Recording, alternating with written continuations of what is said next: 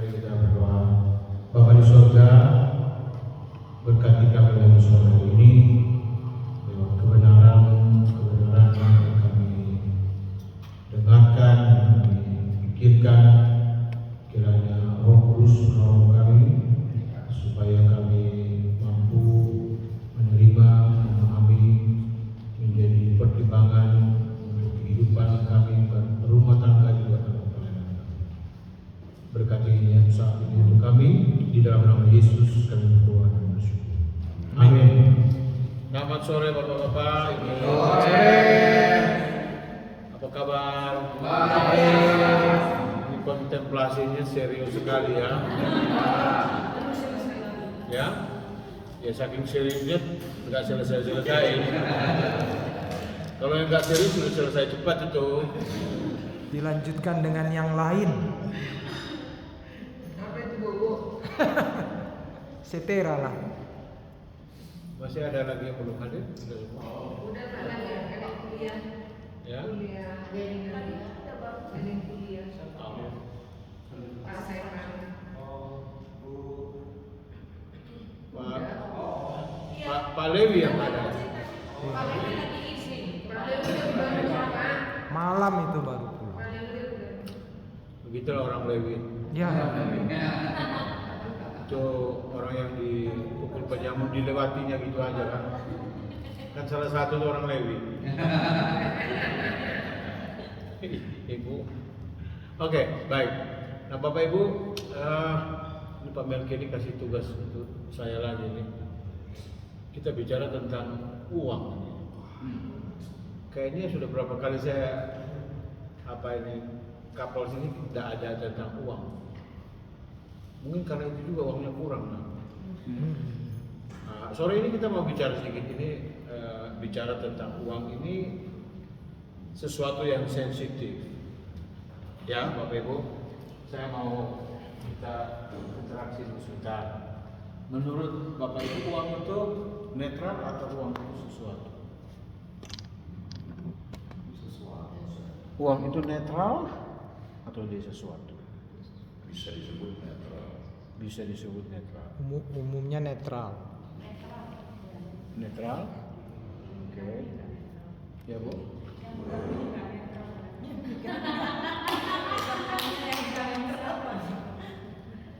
Nah, jangan dulu persoalan siapa yang pegang. Uang itu sendiri menurut Bapak Ibu netral atau Netral. dia sesuatu? Yang dimaksud sesuatu ini artinya dia punya kekuatan tertentu.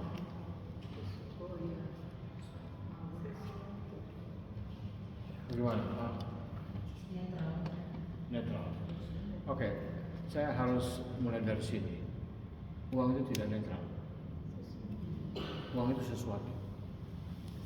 Ada seorang teolog bilang begini, di dalam hati manusia itu ada satu kamar khusus untuk uang. Dan itu privacy sekali. Kalau kita kenalan, saya kenal sama Pak Arkos, saya kenal dengan Bapak. Kalau saya bicara semua yang lain, tidak ada masalah. Anak berapa, begitu saya tanya simpanannya berapa, nah itu dia mulai terganggu. Bapak punya uang berapa? Nggak dihitung. Ya, tidak usah jawab, ini pertanyaan retoris. Begitu kita masuk bicara tentang uang, gaji, kita terganggu. Itu udah tidak nyaman. Ini orang baru ketemu kok udah tanya-tanya sesuatu yang privacy. Sudah bicara uang itu privacy. Maka uang itu bukan netral. Kalau dia betul-betul netral, orang tanya kita punya gaji berapa, uang kita ada berapa, kita nggak terganggu seharusnya. Nah, itu dasarnya kenapa uang itu tidak bisa dibilang netral. Semua yang ada di dalam dunia ini sudah tidak netral. Tidak ada yang netral absolut, itu sudah tidak ada. Jadi kalau orang bilang saya netral, enggak, kamu nggak netral, nggak bisa. Selamat sore Pak. Ini kontemplasinya serius nih Pak. Jadi kalau kita bilang uang itu netral, seolah-olah kita anggap dia nggak ada apa-apanya. Justru Tuhan Yesus buat perumpamaan itu Mammon dan Tuhan itu disejajarkan. Sekarang tidak bisa dibandingkan Mammon itu dengan Tuhan. Tuhan itu lebih besar dari Mammon. Tapi kenapa Tuhan Yesus pakai perumpamaan itu, memberikan gambaran kepada kita? Itu berarti dia sesuatu. Nah, kita harus mulai dari sini. Kalau kita tahu dia sesuatu, kita harus antisipasi. Uang itu tuan yang jahat, tapi hamba yang baik. Jadi kalau kita perlakukan uang itu sebagai hamba, dia hamba yang baik. Tapi kalau kita angkat dia tinggi jadi tuan, dia tuan yang jahat. Kita yang rusak. Unik kan? Profesor, doktor, gaji udah besar. Kenapa masih korupsi? Apa yang mencari? Ya itu lagu sekolah minggu. Apa yang dicari orang? Uang. Uang. Uang sudah banyak, kenapa masih cari lagi? Sudah punya toko 5, mau 10. Selalu nggak puas, mau tambah terus. Nah, di dalam hati manusia itu, Blaise Pascal dia bilang, dalam hati manusia itu ada satu lubang kecil. Lubang itu ukurannya lebih besar dari hati itu sendiri. Ngerti apa maksudnya? Sehingga isi dunia ini dimasukkan pun tetap tidak bisa penuh. Dan dia mau menggambarkan itu adalah sebabnya manusia tidak pernah akan puas. Sudah dapat ini mau itu, sudah dapat itu mau yang ini lagi, dan seterusnya. Makanya Tuhan Yesus bilang, hati-hati, kita tidak bisa mengabdi kepada dua Tuhan, tidak bisa. Kita harus pilih salah satu. Seandainya Pak Kris dikasih 1 miliar, apa yang Pak Kris mau lakukan ya 1 miliar? Cubit. Sudah dijawab seperti itu. Pak Kris? Dikasih ke Messi. Ya, saya serahkan Menteri Keuangan. Semua? Hah? Iya. Ah. Karena nanti saya minta lega. Oh, biasanya kami guyon-guyon di antara hamba-hamba Tuhan. Kalau udah masuk di tangan istri itu padang pasir. Air masuk ke padang pasir, udah sulit keluar.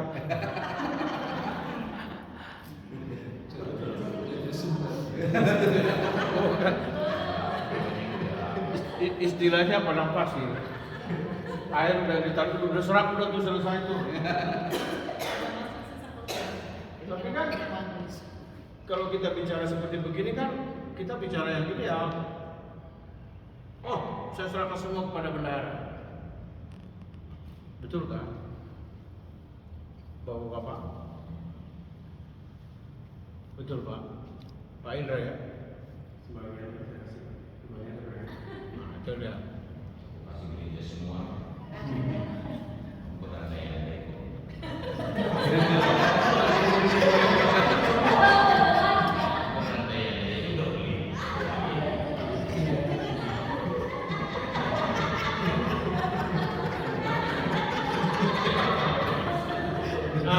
Amang ini terlalu cepat.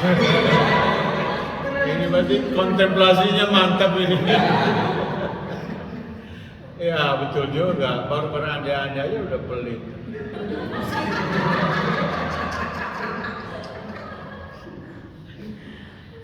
Wah biasanya begitu kan? Saya ini istilahnya sudah terlalu banyak ditipu orang, ditipu dalam tanda petik ya. Pak, pokoknya kalau Bapak doakan nanti usaha saya ini kalau maju, perpuluhannya saya berikan ke gereja. Mana ada? Waktu dia sakit berat, kita doakan, dia berjanji. Setelah sembuh, kita lagi, dia bilang, waktu itu aku terlalu menderita, mungkin niyo. Saya bilang, jangan cepat percaya semua janji-janji. Kau yang berjanji, ya kau juga lah.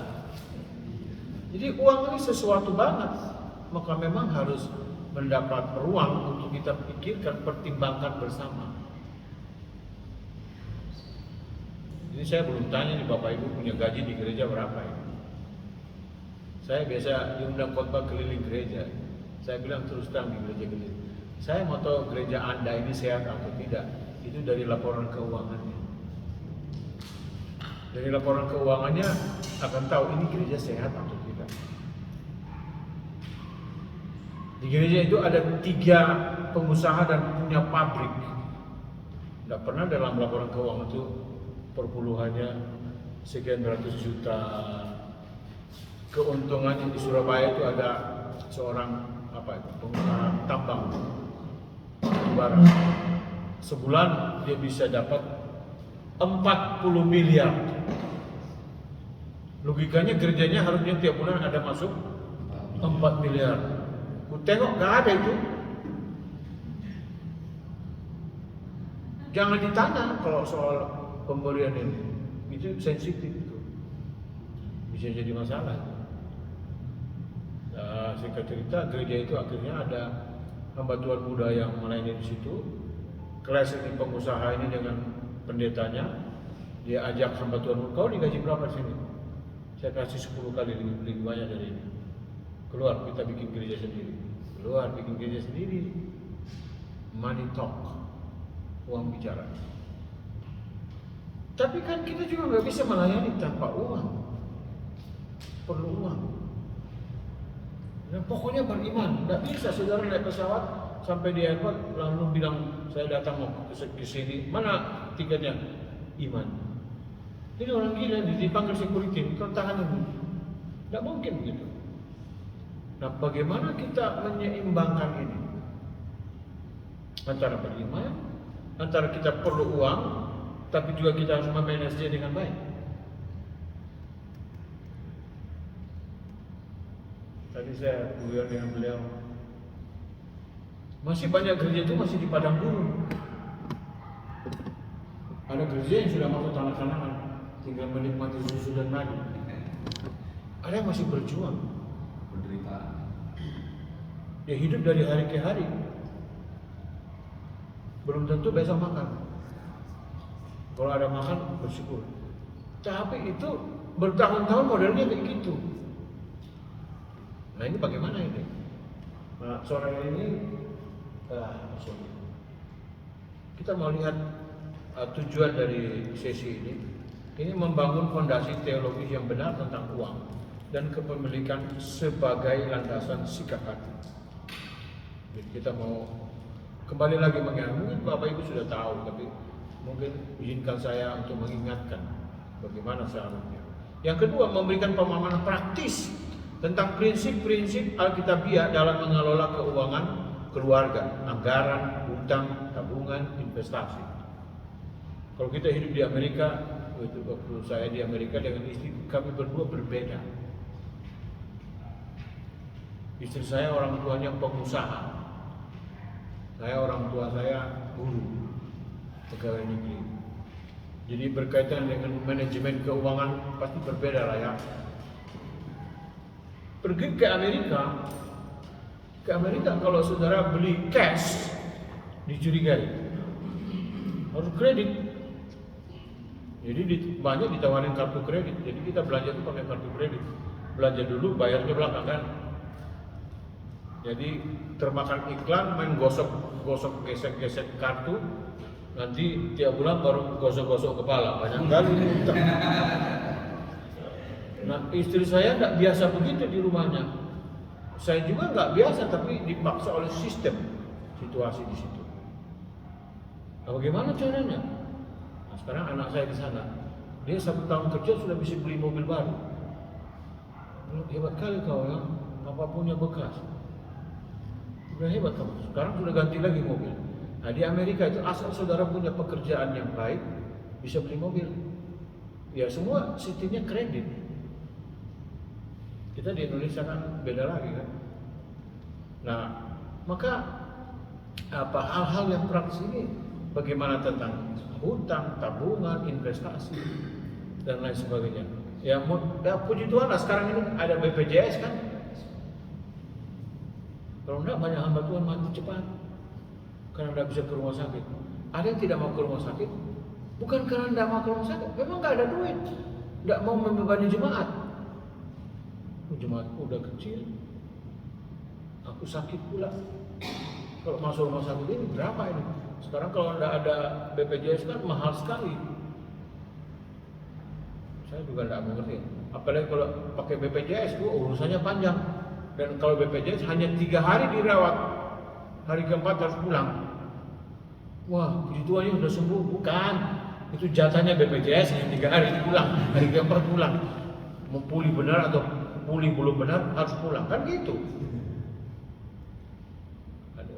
Tambah lagi dokter nggak ada, macam-macam ya. Lalu yang ketiga, membantu pasangan pendeta keluar dari rasa malu dan stres finansial, serta membangun visi keuangan yang sehat dan berintegritas di tengah pelayanan. Mari kita lihat yang pertama, fondasi teologis. Fondasi teologi ini pertama harus menjadi pemahaman kita bersama. Tuhan pemilik, kita pengelola. The owner itu Tuhan. Kita pengelola, stewardship, penata layanan. Nanti pada waktunya kita akan diminta pertanggungjawaban. Ya kan kita lahir tidak bawa apa-apa. Setelah hidup di dunia berpuluh tahun, apa-apa kita punya. Tapi kalau kita mati juga tidak bawa. Maka semua yang datang ini, makanya kenapa harus stres ya? Anak saya, dia ganggu saya, Papa punya handphone tuh masih yang dulu ya. Papa masih setia dengan Oppo. Oppo pula kan. Kalau dia Oppo itu jadi lain lagi kan. Anak-anak saya semua sudah iPhone, papanya masih Oppo. Saya ganggu mereka, ya kapan kalian ganti punya papa lah? Pasti. Yang ini dari yang nomor 2, ulang tahun saya dia kasih saya. Saya bilang ada yang lebih penting.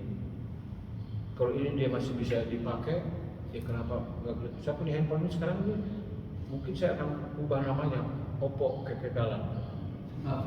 Ini nggak bisa mati. Saya matiin, dia restart sendiri. Saya tidak tahu di mana rusak ini. Pak Merkurio, tolong lihat dulu. Ini Pak udah mati. Sebentar lagi dihidup lagi sendiri. Ini tidak mau mati.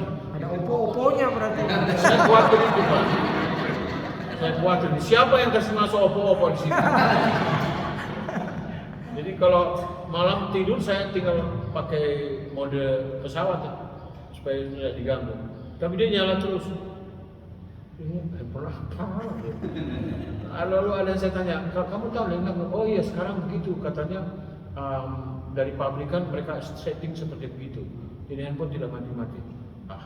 Dia yang tidak bisa utak-atik barang ini, dia bilang begitu. Ya sudah saya terima aja lah. Ini handphone kekekalan ini. Kayaknya dipakai untuk apa? Telepon,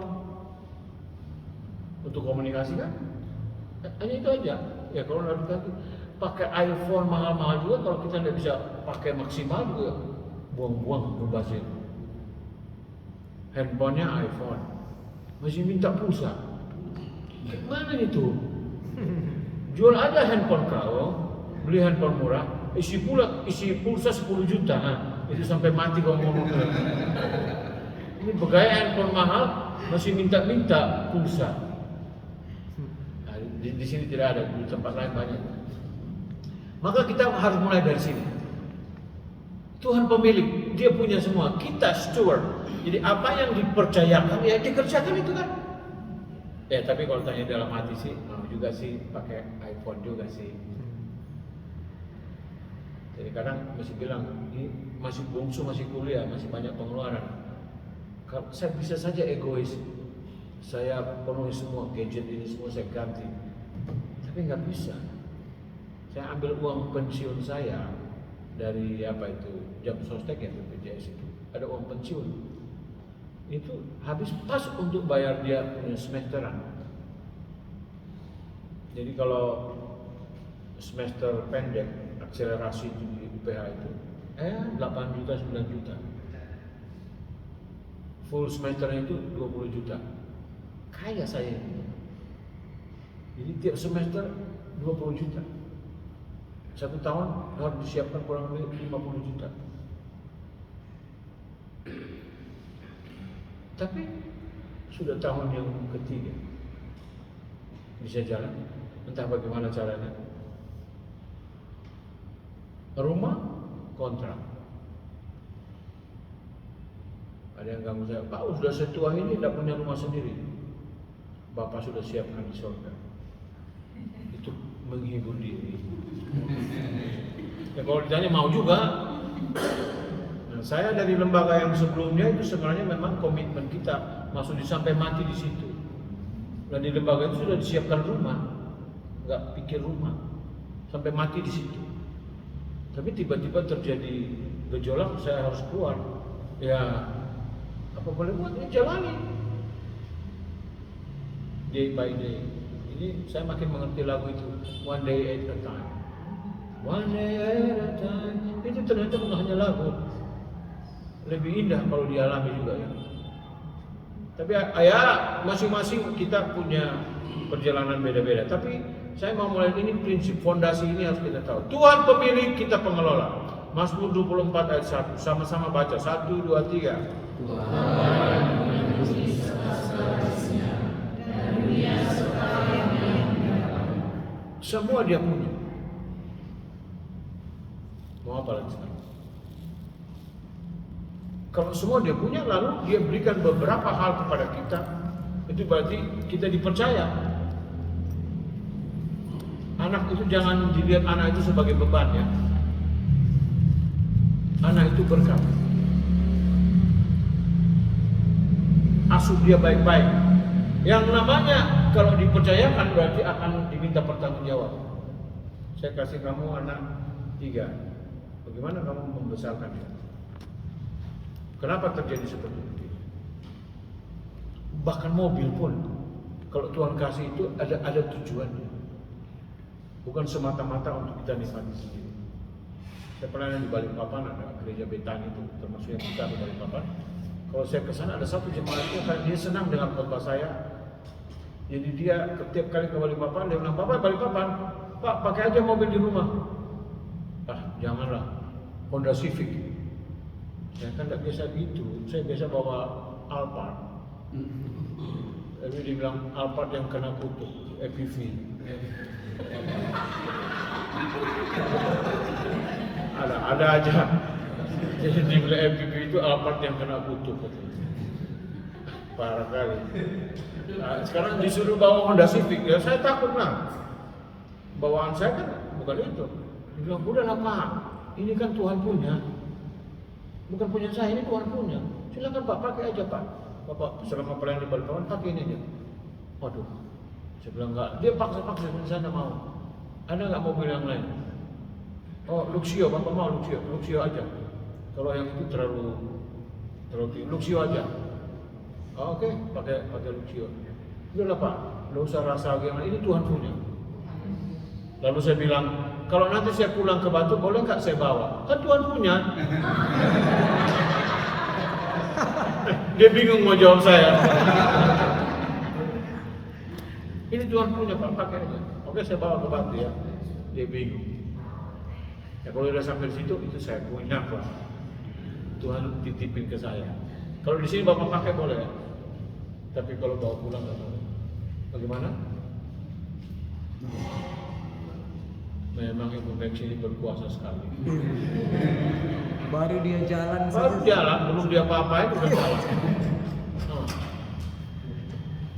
Luar biasa.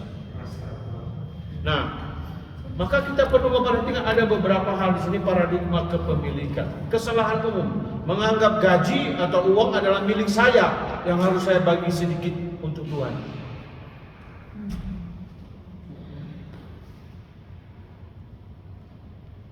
Ini gaji saya, ini hak saya. Kita sudah bicara begini, sudah seru. Gaji kita kurang, kita marah. Hak saya kenapa dipotong? Kan everybody, semua orang mau begini. Itu hak Bapak. Bapak berhak menuntut. Tapi kalau kita kembali kepada perspektif Alkitab, kenapa dia hilang?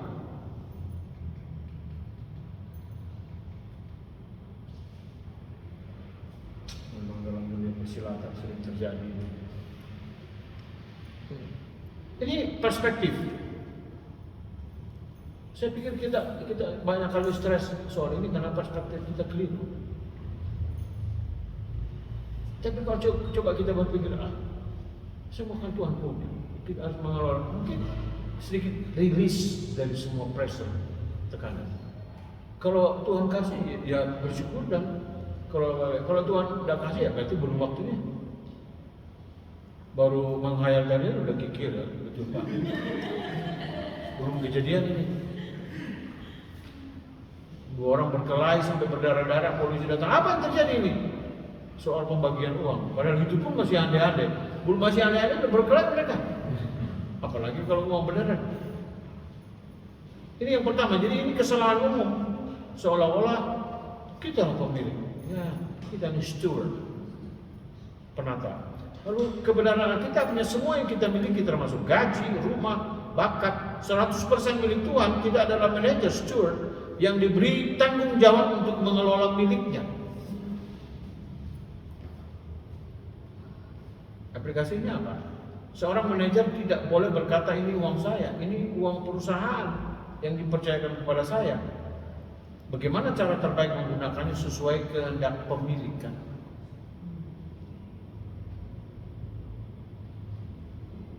Saya dulu di Amerika menggembalakan gereja kecil hanya 75 orang. Terdiri dari berbagai suku Indonesia, ada Jawa, ada Batak, ada 2, ada Tapanuli, ada Karo, Nias yang tidak ada, Ambon ada. Jadi ya tinggal di Amerika ngomongnya Indonesia tetap. Lalu kalau gereja, kita kan pinjam gereja orang, harus bayar. Pinjam gereja orang bayar, lalu saya sebagai gembala, gereja harus membayar apartemen saya. Jadi pengeluarannya yang sudah pasti itu apartemen gembala, kemudian rent gereja, itu sudah pasti. Nah kalau 75 orang ini tidak setia dalam memberi perpuluhan, selesai kita. Lama-lama diusir sama pemilik gereja. Maka itu satu kali kemarin saya sempat sharing, ini bahaya ini kok. Saya bilang honor saya tidak usah dibayar. Honor saya tiap minggu saya dikasih $200 tiap minggu. Jadi kalau 1 bulan 4 minggu, ya saya dapat 2 kali 4, $800. Apartemen saya $1.000 lebih. Rent gereja saya lupa tuh, 750 atau berapa. Harus bayar. Nah, ini repot kalau begini caranya. Bendahara ketemu saya, mukanya memelas, Pak, keuangan kita parah bulan ini. Wah, kalau tiap bulan kayak gini, saya mati duluan ini. Mikirin ini juga. Nah, saya bilang tidak bisa, ini jemaatnya harus diajar. Saya khotbah 1 bulan tentang persembahan. Minggu terakhir perpuluhan. Setelah bulan itu khotbah tentang persembahan, bulan berikut naik. Ternyata jemaat saya mampu. Persembahan itu naik dan bisa bayar semua, bendahara senang sekali. Tapi 3 bulan kemudian turun lagi. Bendahara ketemu saya, Pak, khotbah ulang lagi. Enggak mau. Kalau memang mau bertobat sudahlah. Masa kita harus khotbah ulang-ulang? Tidak ada lagi topik yang lain kan? Tapi ini Pak turun lagi nih. No, bukan begitu caranya. Kita doakan mereka lah, kita doakan jemaat. Satu waktu ada pemuda datang menghadap di kantor Pak Pendeta, saya mau mengaku dosa. Dosa apa kau? Saya tahan perpuluhan. Lalu, nah dia terlambat pergi kerja, dia nyebrang jalan, nyebrang rel kereta api.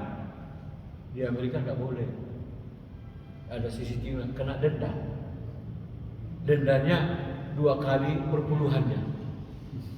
Setelah dia bayar denda itu, baru dia sadar, inilah aku tahan perpuluhan sekian, aku harus keluar 2 kalinya perpuluhan. Dia datang mengaku saya. Jadi setelah dikhotbah dengan firman Tuhan, mereka tahu prinsip. Lalu ketika mereka tidak melakukan, sesuatu terjadi, mereka baru sadar. Doakan saya, Pak, saya bertobat, saya tidak mau. Baiklah.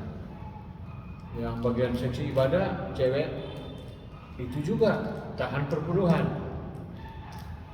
Mereka berdua lagi bawa mobil di perapatan, sudah kuning mereka terobos. Nah di sana kan ada kamera. Lagi makan es krim di mobil, pas kuning kena denda.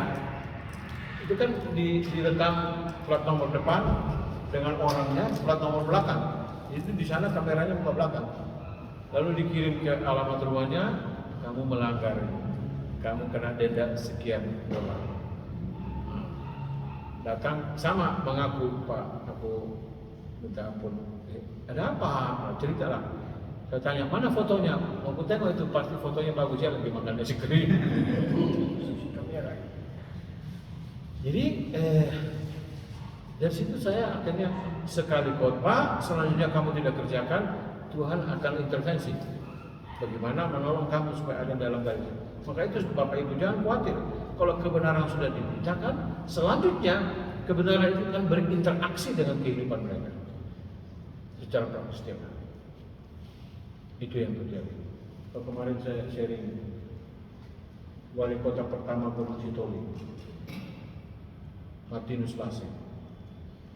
Itu dia punya kesaksian juga bagus. Itu juga modelnya sama. Dia tahan perpuluhan untuk Tuhan. Lalu dia dengar KKR-nya Pak Tiventong di Medan. Pak Tiventong bilang, kamu yang suka tahan perpuluhan itu, kamu itu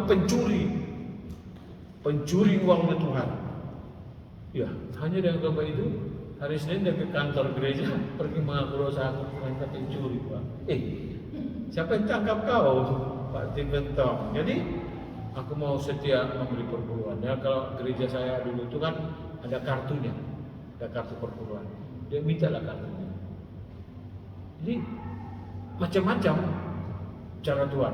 Saya yakin Bapak Ibu akan bergumul. Kalau jemaat tidak setia dalam memberikan, repot juga kita. Operasional gereja itu seperti apa? Pasti semua tidak jalan. Maka itu dalam kitab Maleakhi kan ada teguran di situ kan. Jadi mereka memberi uang banyak pun itu untuk perbendaharaan dalam rumah Tuhan supaya semua kegiatan semuanya itu kembali kepada mereka. Ini harus diajarin. Ada gereja tertentu undang pembicara dari luar berbicara uang. Nah, gembalanya sendiri tidak berani bicara uang. Jangan. Ini domba-domba kita. Kita bertanggung jawab mengajar mereka. Ya saya bilang aja, kalau saya mengajar mungkin bukan berarti saya mau minta uang kalian, tidak. Gaji saya tetap. Kalau uang kalian semua memberi persembahan, puji Tuhan kita masuk ke kas gereja bertambah, tapi gajinya saya tidak bertambah. Ingat baik-baik itu. Saya tidak sedang berkhotbah supaya saya dapat uang banyak, bukan. Saya sedang berkhotbah mengajar saudara bagaimana mempertanggungjawabkan berkat yang Tuhan beri. That's it. Hanya sampai situ. Harus diajar. Ya, saya ajar betul. Bendahara saya itu saya ajar betul. Bendahara ini yang paling sulit. Yang biasa kikir keluarin uang itu bendahara. Bukan dia kikir sih, dia memikirkan semua pengeluaran. Jadi kalau uang kurang dia sudah mulai mikir ini diambil dari mana kan? Maka saya sering tanya kepada mahasiswa S2 saya, pendeta-pendeta. Saya tanya, siapa yang sebaiknya atau yang terbaik menjadi bendahara di gereja? Siapa? Ibu. Jangan bilang Yudas ya. Itu sudah. Siapa yang terbaik menjadi bendahara? Ibu. Orang yang takut sama Tuhan. Pak.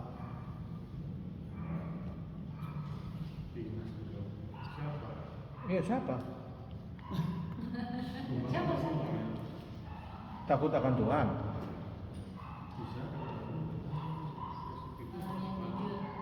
Jujur. Ibu. Tanggung jawab. Takut, jujur, tanggung jawab. Ibu. Bohong. Pimpinan perusahaan. Apa Pak? Pimpinan perusahaan. Bapak sama-sama kerjaan, pikir pimpinan perusahaan itu gampang. Ada jawaban Pak? Ibu rumah tangga. Ibu rumah tangga.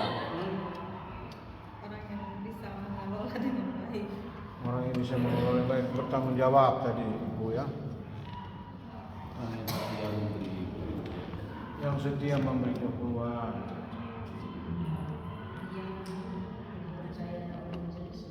Yang dipercaya oleh majelis. Yang dipercaya oleh majelis itu yang kayak mana?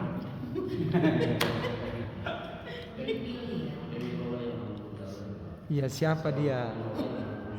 Oke. Ibu. Orang yang berintegritas. Ya, Pak. Semua jawaban itu baik. Oh, belum. Integritas kalau gimana? Jadi susah. Saya punya perspektif berbeda. Yang jadi bendahara di gereja itu carilah orang yang ekonominya sudah mapan. Iya, pimpinan perusahaan toh. No, tidak harus. Yang ekonominya sudah mapan. Kalau ekonominya belum, Ibu, kalau ekonominya belum mapan, biar dia jujur, nanti dia akan jatuh dalam kebohongan. Karena kita kasih godaan yang dia itu orang semua, sedangkan dia masih perlu uang. Dia ambil sedikit-sedikit mungkin, kita nggak tahu. Maka itu yang seharusnya menjadi bendahara mereka yang sudah mapan secara ekonomi, supaya bahkan kalau uang kurang pun dia nombok. Kalau dia belum mapan, kita jorokin dia tuh sebenarnya. Jangan hanya karena kasihan, hanya karena dia punya A, B, C, D. Nah, kita harus perhatikan baik-baik. Siapa yang terbaik menjadi? Biasanya banyak orang jatuh karena dia belum mapan, dia belum siap. Sehingga bisa jadi ya, ini ada kejadian satu gereja di Jakarta, wah anak muda itu bisa liburan ke Eropa. Dia mengatur uang. Nah semua pengelolaan uang itu karena dia itu anak yatim piatu dari panti asuhan binaan gereja ini, jadi mereka ini cocok lah, kan anak kita juga. Jadi mereka percaya dia. Tapi kan bukan begitu. Dia bisa punya kemampuan menggunakan Excel untuk laporan keuangan, itu boleh-boleh saja. Tapi tidak boleh berhenti di situ. Bagaimana Bapak? Setuju Pak, itu yang di gereja kami bendaharanya itu pemilik toko bangunan besar di Sukabumi dan dia sering nombok, betul. Itu dia kalau dia ya kita tidak mengharapkan itu selalu, tapi kalau kita tidak memperhatikan ini tanpa sadar, kalau orang itu nanti jatuh dalam manipulasi keuangan, korupsi dan sebagainya, jangan pertama-tama salahkan dia. Kita yang pilih dia itu yang pertama. Sudah tahu orang ini masih berkumur, mau bayar uang sekolah anak pun dia mesti berdoa sungguh-sungguh. Nah sambil berdoa dia bilang, Tuhan ini ada di sini, saya pakai dulu, nanti bulan depan saya ganti. Jadi spekulasi, tidak bisa. Maka karena ingat ya, tadi awal saya bilang uang itu netral atau sesuatu. Karena dia sesuatu, nah kita harus pilih orang juga yang jangan sampai dia termakan dan akhirnya terhilang. Ya karena kita sendiri. Dan saya ngomong begini karena ada kasus tadi itu, ada majelisnya ngomong saya, itu gimana Pak? Ada yang bilang itu harus ke pengadilan, itu harus dihukum tuh penjara. Tapi ada yang kasihan, itu anak kita juga sendiri. Disitulah muncul pertanyaan, siapa seharusnya yang mengelola keuangan? Sebaiknya mereka yang sudah mapan secara ekonomi. Baru yang berikut, kalau dia punya keterampilan itu bagus. Keterampilan kan juga bisa dilatih. Bagaimana cara membuat laporan keuangan dan lain sebagainya. Sekarang ada tren, sekarang ada perubahan ini. Saya khotbah minggu, hari Sabtu, persembahan untuk khotbah saya sudah masuk ke rekening saya. Sekarang tidak pakai amplop lagi. Rupanya ada majelis nakal, dikasih persembahan 1 juta sampai di saya 800. Kan tidak mungkin saya tanya balik, kok hanya 800 tanggung kali? Kan tidak akan jadi itu, kita nggak akan nanya. Nah ada majelis yang nakal, dikeluarin 1-2 lembar kan? Siapa mau nanya? Maka sekarang tuh gereja tertentu rekening saya udah ada tuh, Pak, tanggal sekian bisa khotbah, bisa. Dalam perjalanan Sabtu ke situ udah diterangkan Pak ya, aku bisa pulang itu. Saya tanya kenapa begitu? Untuk menghindari hal-hal yang seperti begini. Ya. Ada majelis yang amplopnya tidak sampai ke hamba Tuhannya. Setelah 2 minggu, hamba Tuhannya akhirnya sudah 2 minggu. Kok gak ada? Masa gak ada? Pak, ada nggak persembahan? Oh, harusnya ada. Dicek kepada yang bertanggung jawab. Itu persembahannya kok belum sampai. Aduh, maaf Pak, ketelisut di tas. Telisut 2 minggu.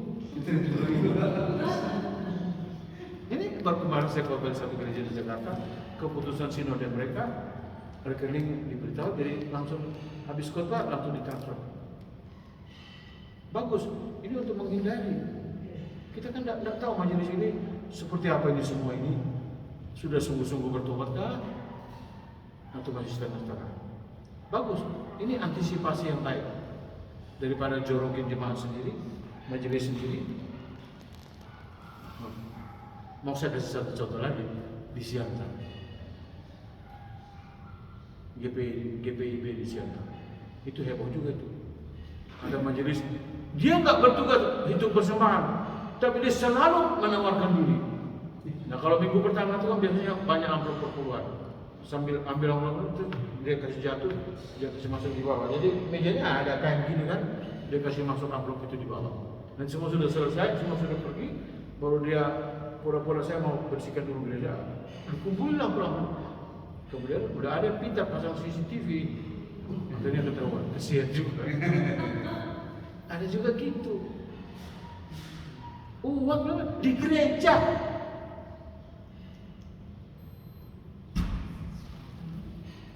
Maka sekarang kantong persembahan bentuknya berubah lah. Kecil aja. Yang lalu kan besar. Itu dimasukin bisa dicabut yang lain tuh.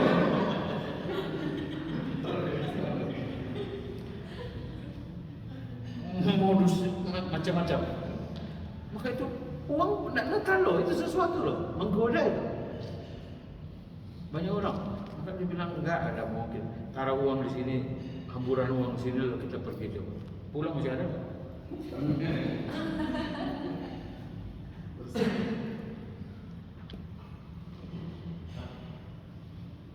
Tapi Bapak bilang tadi, ya Bapak setuju. Tapi kalau nggak dibantu kami, kita selama Tuhan. Sudahlah Pak, kalau yang itu sudah syarat mutlak maksud saya, itu nggak usah dipersoalkan lagi lah.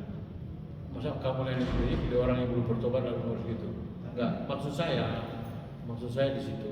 Karena kenapa tadi saya ngomongin? Karena kebanyakan kita terlalu fokus rohani. Oh ini sudah bertobat, ini sudah sungguh-sungguh, ini orang jujur, ini dia pasti bertanggung jawab. Tapi ada satu aspek yang sering kali lupa. Orang ini dari segi ekonomi dia sudah mapan belum? Tapi Bapak, ini ya kasus nih. Ya kita alami apa? Punya proposal macam uang itu semua kita nggak pernah tahu. Saya nggak pernah tahu. Dan ternyata jalan-jalan kayak apa bisa transfer. Jadi saya juga ngalamin sekali 2 kali. Uang itu benar kalau uang itu kalau menurut saya kalau nggak tahu atau apa mintai diambil majelis itu memang sama terjadi, ada yang diambil. Makanya ada juga teknik yang lain dan ketika kita melayani itu tantangan di atas apa bertahan sendiri.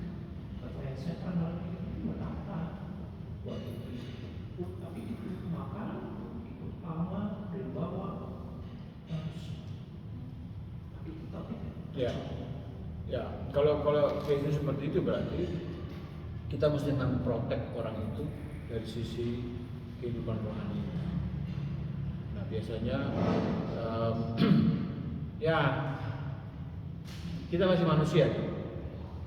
Ada satu ilustrasi begini di China itu ada penjara terkenal paling safety di dunia, tapi tetap ada orang bisa lolos. Sistem bagus, semua bagus, tapi tetap ada yang lolos. Bagaimana bisa dia lolos? Permainan orang dalam. Jadi orang-orang di dalam itu masih bisa dibeli. Itu persoalan. Namanya manusia. Jadi, ya itu dia. Kalau case Bapak itu berarti orang yang sudah mapan pun dalam konteks pelayanan memang kita mesti jaga. Ya pakai istilah suhu rohaninya. Bagaimana orang ini godaannya banyak. Kadang-kadang maksud dia baik, tapi bisa jadi celaka untuk dirinya sendiri. Nah ini berarti team up-nya itu mesti kuat. Istilahnya itu apa tuh? Kita di dunia pendidikan ada namanya MONEV, monitor dan evaluasi. MONEV itu harus rapi, harus jalan dengan baik. Ya benar. Tapi itu juga masalahnya yang lain adalah ada juga orang saking dipercayanya tidak mau diganti-ganti. Nah itu juga repot itu. Nanti tunggu sampai ada masalah baru diganti. Ya jadi juga repot, tidak bisa begitu. Tapi terima kasih Pak. Kasus yang Bapak alami itu memperkaya juga. Ternyata bukan hanya itu ya. Ya memang hal rohani itu harga mati, tidak bisa ditawar. Yang berikut, kita perlu tahu tujuan berkat itu apa. Yang pertama, kecukupan pribadi. Tuhan peduli pada kebutuhan kita. Matius 6, 31-33. Tapi juga yang kedua, kemurahan hati diberkati untuk menjadi berkat. Kisah Para Rasul 20-35. Lalu yang ketiga, kemuliaan namanya. Jadi kita diberkati, kita dikasih sesuatu. Yang pertama untuk kita, tapi juga yang kedua untuk orang lain, dan yang ketiga untuk dia. Bagaimana tiga-tiga ini mencapai tujuan itu di dalam kehidupan kita? Kebanyakan kan yang pertama saja kan. Yang kedua itu nanti kalau ada berkat, kalau ada kelebihan. Saya ikut kursus Kairos. Itu kursus yang membangun awareness tentang misi. Di dalamnya salah satunya memanage keuangan. Saya meniru itu pola manajemen keuangannya John Wesley. Jadi dia membagi antara roti dan benih. Roti itu apa yang kita makan, benih itu apa yang kita tabur.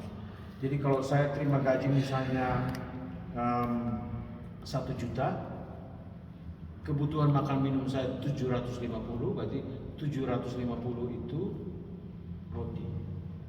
Tapi sebelum saya bagi itu, yang pertama perpuluhan dulu dikeluarkan. 1 juta berarti 100, tinggal 900. Tinggal 900, lalu 750 itu roti. Itu keperluan saya setiap bulan 750. Berarti benihnya ada berapa? 150. 150 itulah benih saya yang harus saya tabur. Kemudian saya kerja baik, gaji saya naik. Gaji naik, roti tetap sama 750. Berarti kemungkinan saya punya benih bertambah. Begitu. Kalau naik lagi sama, itu cara hidup John Wesley. Sampai nanti setelah itu ada perubahan, rotinya ditambah. Misalnya tidak lagi 751 juta. Nah, roti ini yang dimakan, benih jangan dimakan. Kita roti sama benih-benih dimakan. Maka kita tidak punya ruang untuk menabur. Orang datang, Pak bisa tolong untuk pelayanan ini kan? Lu maaf saya nggak punya. Ya karena benih juga kita lipat semua. Kita tidak memanage ini seperti begitu. Maka itu saya dengan istri kami sudah atur. Selalu ada berkat itu, ada sisihkan ini bukan untuk kita. Ini benih untuk ditabur. Entah ke misi kah, entah ke mana kah, entah nolong mahasiswa yang susah kah. Kami sudah atur. Jadi orang pikir Bapak itu kaya dia ya. Bukan. Kami bukan kaya, kami bukan punya duit banyak. Kami sudah pisahkan semua, mana benih, mana roti. Roti untuk dimakan, benih untuk ditabur. Nah ini seringkali banyak orang tidak buat seperti itu. Padahal kita kelihatan orang itu banyak kali pemasukannya, tapi memberinya susah kali. Orang datang kasih proposal, kan kadang kasih proposal untuk pelayanan, diomeli dulu, baru dikasih hanya 50.000. Udah diomeli dulu, kasihnya kayak gitu. Nanya Pak Melkila, bagaimana kehidupan kami di kampus, lihat mahasiswa dan lain sebagainya. Kami bukan orang kaya, tapi saya dengan ibu belajar dari situ. Jadi selalu kalau ada lah. Pokoknya tidak pernah tidak. Lalu saya mengajarkan mahasiswa saya, karena mereka datang di rumah, kita sharing ringan. Saya bilang, belajar ya. Kalau ada orang minta bantuan kepada saudara, jangan menjawabnya, maaf, saya juga ada kebutuhan, mama saya lagi sakit di kampung, adik saya lagi mau masuk kuliah. Kamu tidak boleh ngomong begitu. Terus ngomongnya gimana? Bilang, oke, kita doakan ya, pasti Tuhan akan berkati. Nanti begitu saya punya berkat, saya pasti bantu. Jangan kasih alasan kita. Orang yang mau minta tolong kepada jadi rasa bersalah, ya kan? Saya sudah ganggu kamu punya keuangan kamu. Saya nggak tahu kalau bapak kamu lagi sakit. Saya nggak tahu kalau adik kamu mau kuliah. Aduh, minta maaf sekali. Dan jangan. Kalau kita diberkati itu untuk memberkati. Nah, jawabannya juga harus bijak. Saya tahu berat punya anak mau sekolah, tapi yakinlah Tuhan pasti tolong. Nah, kadang-kadang misalnya dia perlu 250.000. Jawaban kita jangan, waduh, saya juga nggak punya. Padahal kita ada punya misalnya 50.000. Apa kita jawabnya? Saya ajar maksudnya, bilang sama dia, Tuhan pasti cukupkan. Kita doakan. Dan begitu dia mau pulang, kita kasih 50.000 yang kita punya. Ya jangan doa doang.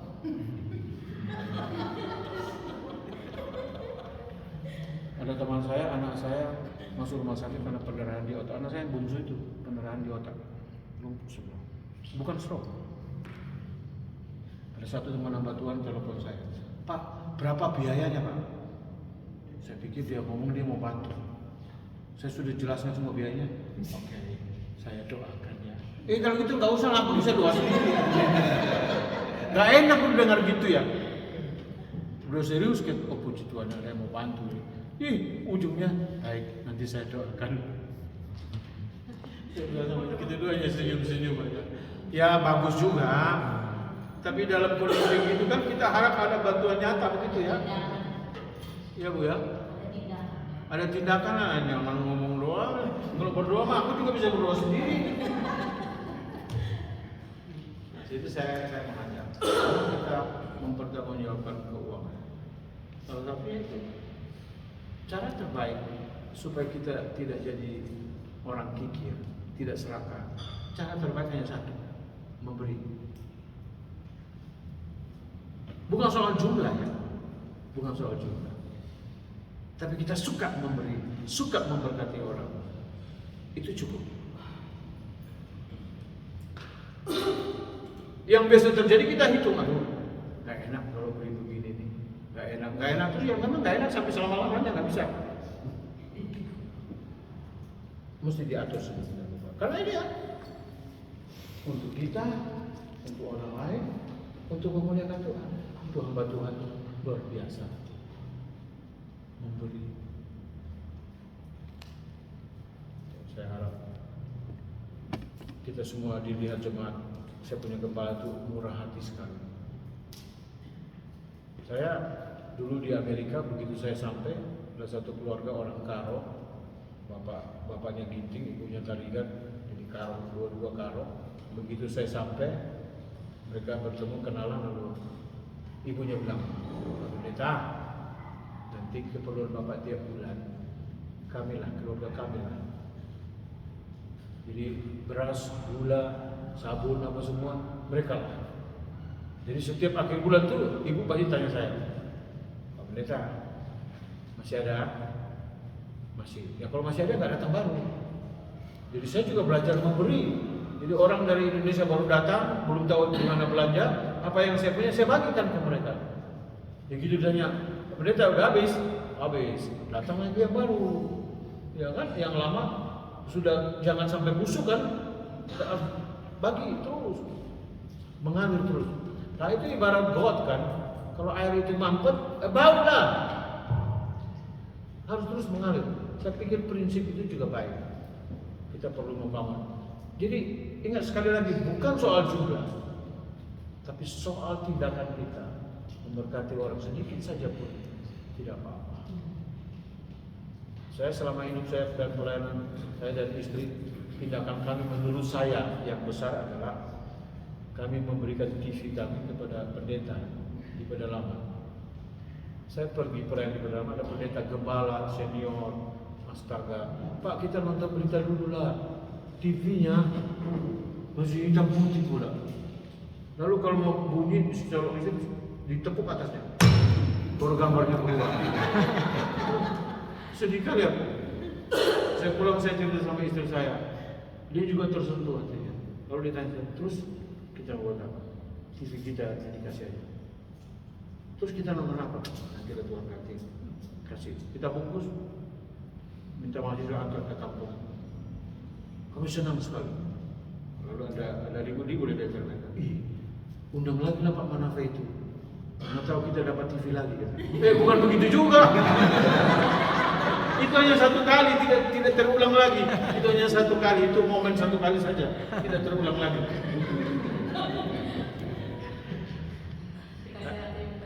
Perspektifnya itu tadi, saya bilang itu saya loh, ini semua kan barang dari Tuhan, udah kasih aja lah. Entah kapan nanti Tuhan ganti, nggak apa-apa nggak nonton TV. Kesian di pendeta itu nggak dapat informasi berita apa TV-nya kayak gitu. Ya udahlah, istri saya juga rela ya. Kalau sudah menikah kan gitu, dua-dua rela. Jangan saya sebagai suami, ini TV terlalu diambil. Lalu istri kita, diam, saya kepala rumah tangga. Hai istri, tunduklah kepada suami. Nah, mulai kutip ayat kan ramai ini. Enggak, kita dua bicara. Ya, seperti tadi saya bilang, istri saya itu ada kemungkinan kamu cepat hibah sama orang untuk memberi dan sebagainya. Nah ini kita mesti pahami. Baru yang berikut, kita perlu memperhatikan beberapa hal ini. Yang pertama, fenomena gaji amal. Apa itu? Ketidakpastian pemasukan tergantung pada kerelaan jemaat.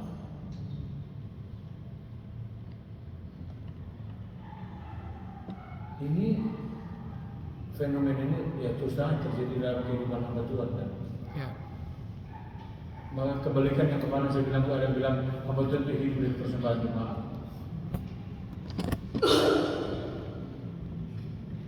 Itu ada kebenarannya, tapi juga tidak benar. Jemaat mau kasih apa kalau Tuhan tidak berkati dia? Semua itu dari Tuhan. Sebab segala sesuatu dari Dia, oleh Dia, dan bagi Dia. Ingat baik-baik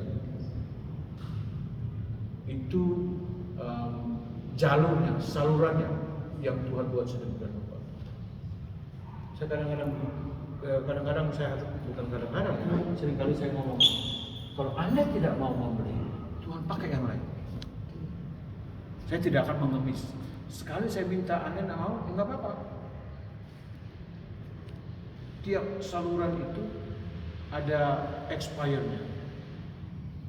Elia dipelihara burung gagak, itu tidak selama-lamanya.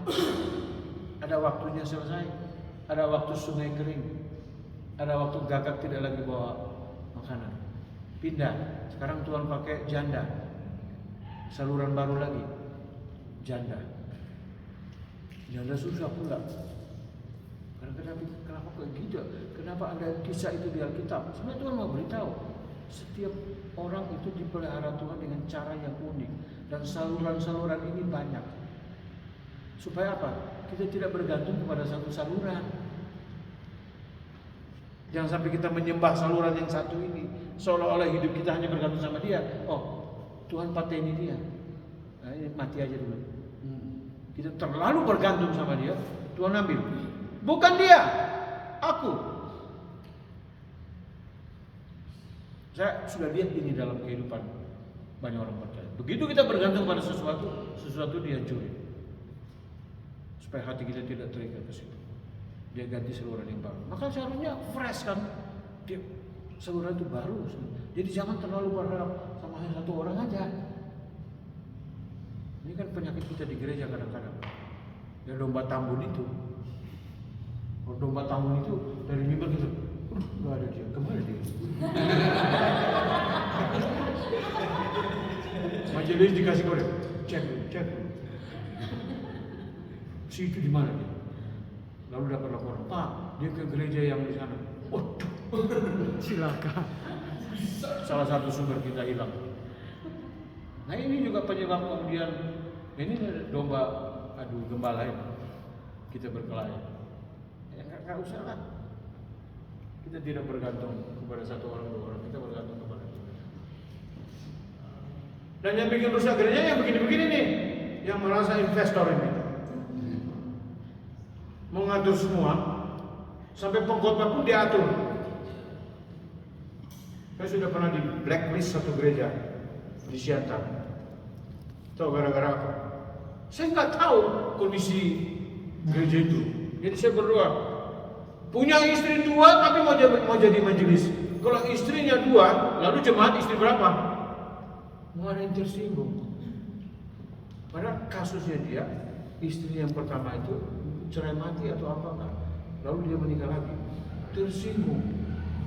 Memang dia penguasa, dia pengusaha sekaligus penguasa di gereja. Lalu dia bilang pendeta itu tidak boleh khotbah di sini. Di blacklist. Nah saya diberitahu, nggak apa-apa, masih banyak tempat saya bisa khotbah. Udah meninggal dia. Bukan gara-gara blacklist aku. Ya, jangan salah mengerti ya. Jadi dapat terjadi kayak gitu, orang yang merasa punya sumbangsi besar itu, dia mengatur semua. Kelas tuh sama pendetanya. Kelas sama pendetanya berkelahi. Pendetanya mantan murid saya, dia bela diri juga. Jadi dengan majelis. Jadi bapak mau apa? Ayo kita keluar, ayo. Ditantangnya majelis ini mau berkelahi di luar. Ah, kau juga keterlaluan. Enggak, bapakku di blacklist. Rupanya dia sudah hitung kesalahan orang itu. Saya di blacklist, lalu ada persembahan untuk pendeta di pos, ditahan sama bapak ini. Hanya karena tidak sesuai dengan maunya. Wah, repot. Puji Tuhan tidak ada suka bumi. Kalau ada kita kebumikan aja.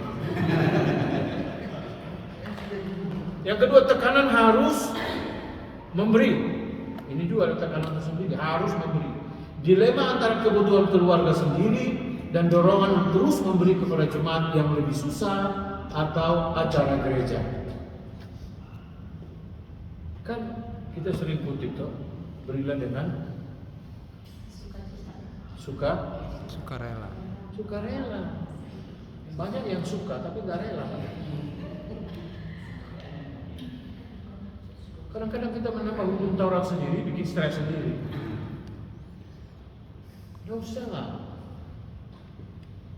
Harus memberi. Saya kasih tanda petik.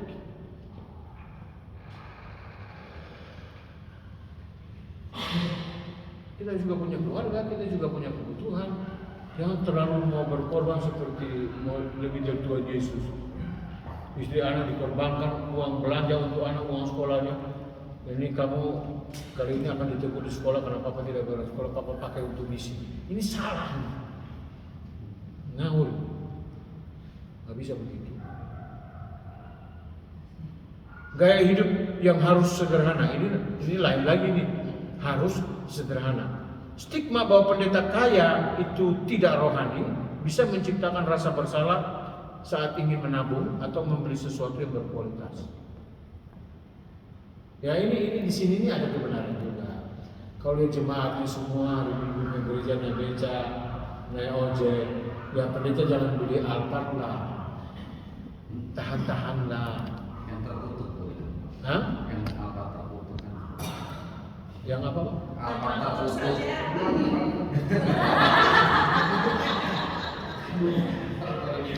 Bahaya nih, saya salah ngomong tadi. Udah direkam ini. Saya punya bos dulu di Batu, mobil dia Innova. Lalu istri saya, ya bersyukur punya istri yang baik, dia yang pandai nabung. Saya nggak bisa, saya pengeluaran terus. Istri dia atur baik sekali, sehingga diam-diam ada teman mobil yang saya pakai, ada teman pindah pelayanan, lalu di tempat pelayanan baru belikan dia mobil baru. Jadi dia jual mobilnya yang lama, Innova. Dari dulu saya ingin punya Innova, kalau jalan-jalan itu enak. Jadi saya nggak tahu, istri saya sudah nabung. Nah dia yang nego dengan kawan ini jual mobilnya. Lalu rencananya pas ulang tahun saya, 15 September, baru mobil itu diserahkan hadiah ulang tahun. Ya, 1 minggu sebelum ulang tahun orang bilang, saya nggak bisa ke tempat ibu. Sekarang aja ya saya bawa mobilnya. Jadi ya nggak surprise lagi. Jadi ada tradisi biasanya setelah masa jabatan selesai, mobil dinas pun diambil. Iya. Nah itu sakit sekali tuh, waktu diambil. Iya. Musim hujan pula, anak kita ke sekolah, nggak bisa pakai mobil ya. Saya tak ada pula. Saya lagi pelayanan, mobil itu diambil, kunci itu diambil. Tunggu saya pulang kan. Halo, memang gak enak. Lihat tadi ya, kita bukan pemilik, enak diomongin. Tapi waktu diambil sakit juga. Karena udah sempat sama-sama yang kita kan. Iya. Begitu diambil, gak enak. Jadi dari situ istri saya belajar, saya harus nabung. Supaya nanti masa jabatan mereka kalau dia turun, mau ambil aja, udah punya mobil sendiri. Lalu mobilnya Innova, ini saingan sama bos ini, walaupun bekas. Ya saya ngomong sama bos, Pak, kami ambil mobilnya kawan ini, bla bla bla. Dia udah tahu mobilnya. Oh ya, nggak apa-apa. Ya udah. Nah kadang-kadang kalau kita dapat kan, bos kita Innova, kita Alphard. Itu jadi persoalan tuh. Bos punya 1, kita punya 2. Itu juga persoalan. Kita bilang, dia yang harus dewasa dong. Kenapa dia harus iri kita punya mobil 2? Bukan begitu. Kita tidak hidup sendiri. Kita hidup dalam persekutuan. Kita perlu menjaga. Ya kan uang saya. Ya nggak bisa gitu lah.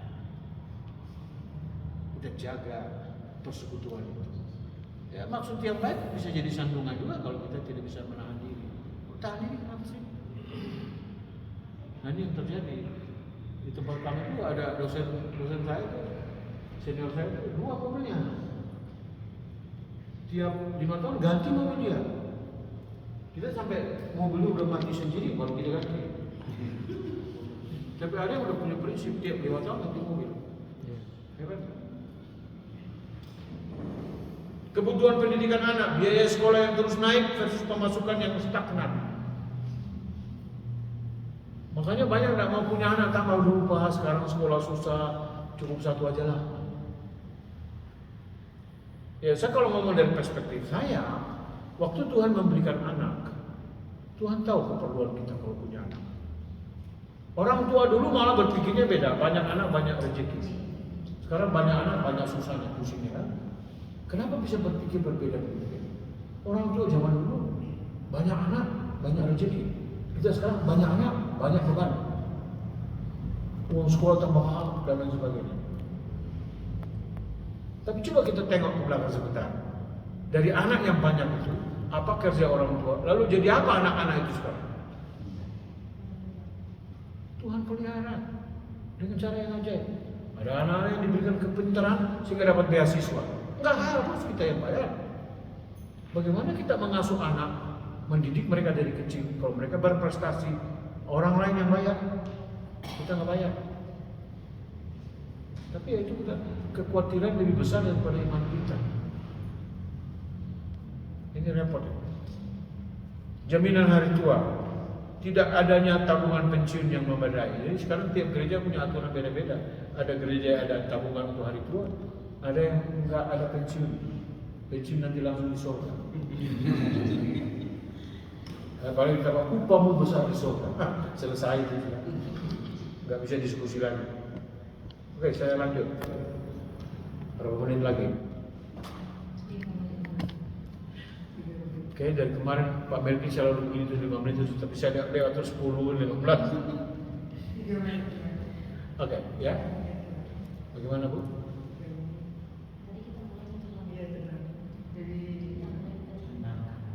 Jadi jam 6 selesai. Ya. Ibu Meksi.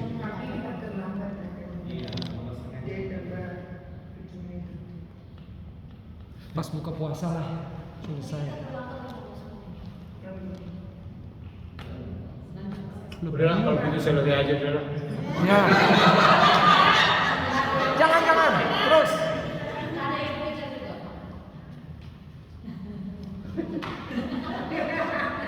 Nanti habis makan acara kita apa? Refleksi. Oke, kita lanjut ya. Di sini dulu ya. Sebentar lagi sudah selesai.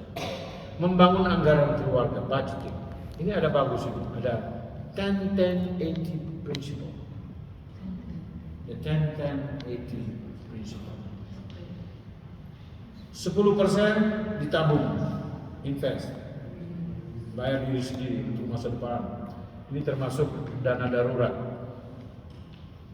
Ada 10% yang berikut itu perpuluhan, kembalikan kepada Tuhan sebagai prioritas pertama. 80% itu kebutuhan hidup, makan, listrik, air, dan seterusnya. Kalau tadi Wesley punya roti dan benih. Ini model yang lain. Jadi tabungan itu atau investasi. Jadi ada 10% sudah pasti itu untuk perpuluhan. 10% mungkin kalau diterjemahkan dalam bahasanya Wesley, inilah benih. 80% ini roti. Ya bagaimana kita mau diberkati? Benih tidak pernah ditabur. Ya nggak ada tumbuh baru kan? Ini orang tidak pernah menabur tapi menuai ini pencuri itu. Kenapa? Selalu cukup. Yang sekarang menjadi persoalan kita itu gaji naik, gaya hidup juga naik. Iya. Maaf Bapak, kadang-kadang saya malu kalau pelayanan. Saya pernah pelayanan di Aceh, di Biren, ada jemaat itu, bapak-bapak. Hanya kami selalu pendek, handphonenya handphone tua, butut. Orang kaya. Ku tengok handphoneku lebih bagus dari dia. Saya mau tahu filosofi hidup dia. Dia ngomong, Pak Pendeta, handphone ini kan alat komunikasi. Saya nyampaikan untuk komunikasi. Dunia sekarang menawarkan satu barang multifungsi. Karena multifungsi itu satu rusak, yang lain ikut rusak. Kan mereka rame-rame di sini. Kalau mau foto, pakai aja kamera Pak yang bagus. Ini banyak palsunya, terlalu banyak editnya. Mukanya jadi mulus, ketemu banyak bopeng. Tapi yang dikirim di Facebook itu perlu bagus sekali. Banyak tipuannya. Udahlah, pakai yang lama-lama lah. Jadi, kan untuk telepon aja Pak. Saya hanya diem aja. Makasih, saya belajar sesuatu. Saya pergi ke tempat lain juga begitu. Maaf, sepertinya orang Tionghoa punya cara berpikir berbeda dengan orang kebanyakan. Jangan lihat dia pakai kaos kutang saja, duitnya banyak. Dia tahu bagaimana menyimpan, menginvestnya itu untuk hidup ke depannya itu dia tahu. Kita ini untung 10, makan 10, habis tidak ada untungnya. Pesta lagi. Baru naik pangkat pesta. Tapi udah pakai utang itu. Nah, akhirnya ya korupsi lah, nutup utang dan lain sebagainya. Orang biasa aja. Iya ya, kita tidak bertanggung jawab dengan berkat Tuhan. Maka kadang-kadang kita kekurangan itu datangnya dari kita sendiri. Tuhan sudah berkati tapi kita tidak manage dengan baik. Datang langsung habis, nggak ada disimpannya. Sorry Bapak Ibu, jangan marah saya ya. Ini hanya analisa sementara saya dengan beberapa hamba Tuhan. Gereja-gereja di mana tidak ada orang Tionghoa pasti bergumul dalam keuangan. Sorry, gereja-gereja Tionghoa lebih maju, persembahannya lebih baik, dan mereka lebih tumbuh lebih cepat. Setuju atau tidak? Tapi itu fakta. Kenapa itu? Sampai di Amerika, karena budaya orang Tionghoa itu yang kita mesti pelajari. Dulu kami biasa ngomong, kalau saya dari Kupang, orang Tionghoa di Kupang semua itu pasti kaya. Mereka yang punya toko. Saya pergi ke Pontianak, ya ampun, ternyata ada juga miskin. Saya nggak percaya. Kerja sawah, udah hidup susah lagi itu nenek-nenek itu main kartu judi. Ini sudah mau mati pun. Ada juga itu kontras, tapi kebanyakan. Maka kami dulu kalau kamu mau kaya, belajar dari orang Tionghoa. Apa? Makan bubur. Kita mau makan enak terus. Habis kerja uang habis untuk makan, keluar lagi habis. Kita harus berpikir seperti itu. Saya mau beritahu di seluruh dunia, hampir di seluruh dunia, di kota-kota besar selalu ada pecinan. Ya. Nggak ada kota Batak, kota Timur, nggak ada. Di Kalimantan, saya di Kalimantan Barat 6 tahun. Pasar itu kalau tidak ada orang Tionghoa tidak maju. Saya tidak tahu kenapa. Tapi saya baca kemudian buku. Orang Tionghoa kuat di dalam jejar, seperti laba-laba. Orang Jepang saya belajar. Saya di Tarakan baru saya tahu. Ada di Tarakan, dia di Tarakan, kakaknya ada di Surabaya, lalu adiknya ada di Malaysia.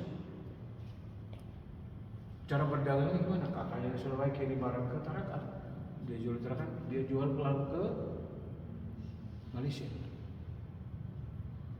Kakak beradik, jalannya lebih teratur. Di Surabaya ada tempat jual ikan, dulu itu orang Tionghoa.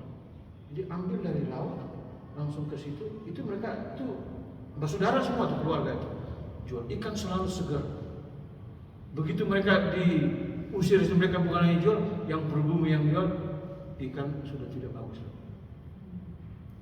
Kepercayaan, membangun kepercayaan, relasi itu kuat sekali.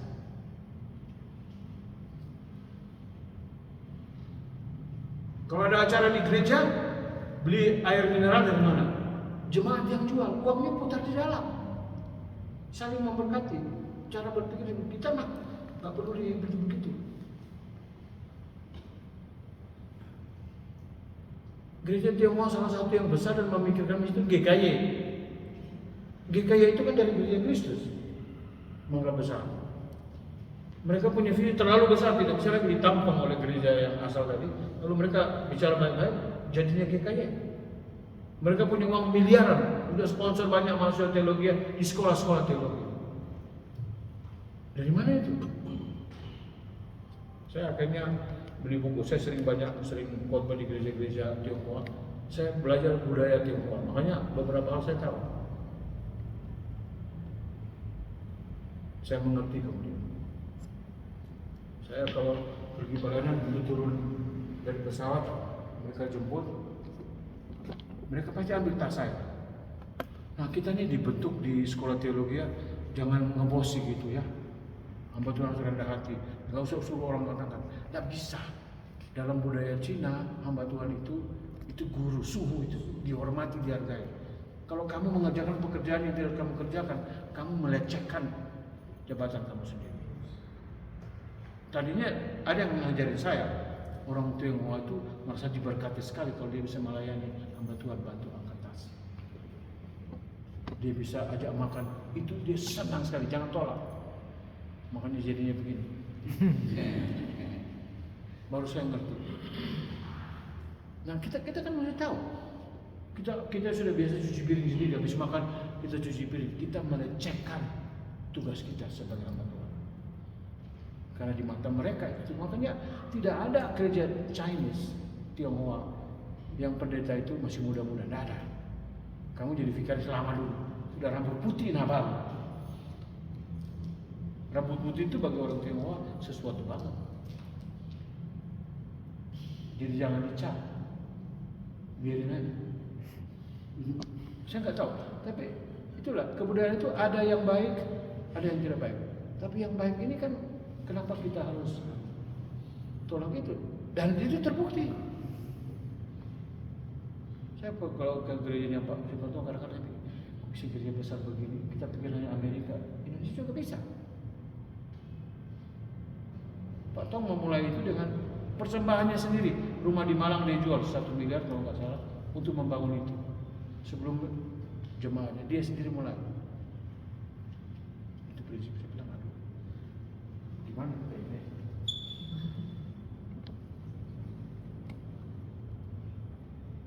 Mengelola hutang dengan bijak, hutang produktif atau konsumtif, hutang untuk aset yang menghasilkan nilai, atau hutang untuk gaya hidup.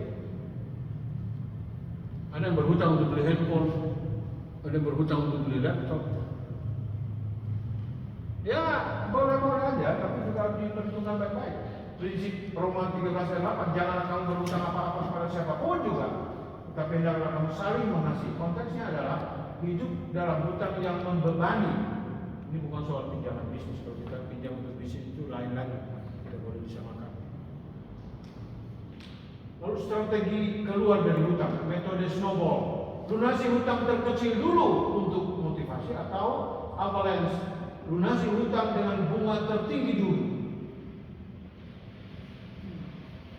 Nah itu harus diajar. Kalau di Amerika itu kan pakai kartu kredit, makanya zaman itu diajar juga. Ada kita minta lawyer atau mereka yang mengerti keuangan itu diajari.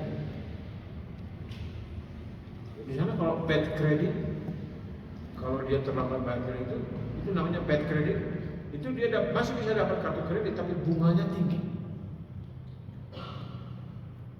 Kalau bercerai di sana, kalau orang bercerai itu dihitung bad credit. Ini orang tidak bisa dipercaya. Tapi masih adalah perusahaan yang mau kasih kartu kredit. Karena di mana-mana semua banyak pakai kartu kredit. Kalau kamu tidak punya, susah hidup di sana. Maka selalu ada jalan keluar, tapi bunganya tinggi. Maka itu kalau di sana bilang kalau menikah udah jaga baik-baik, jangan kamu cerai. Itu catatan kamu kotor. Bagus juga ya. Yeah.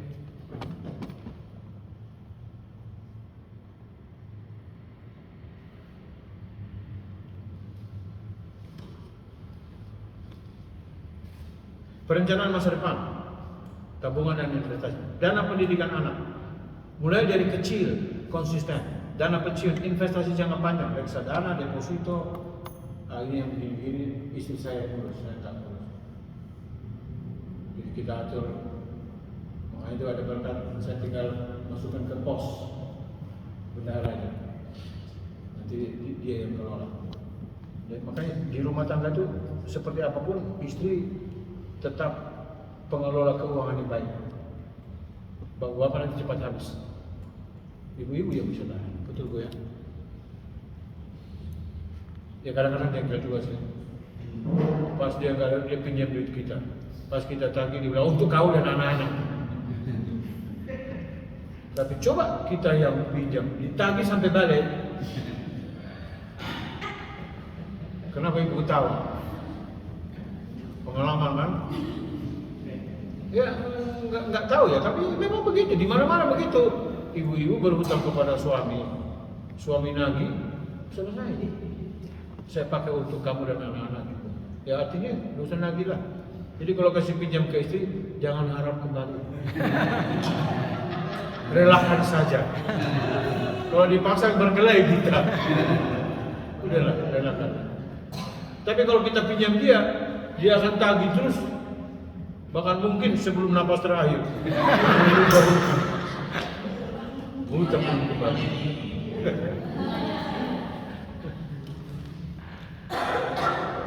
Miliki rekening bersama. Kan masing-masing punya rekening.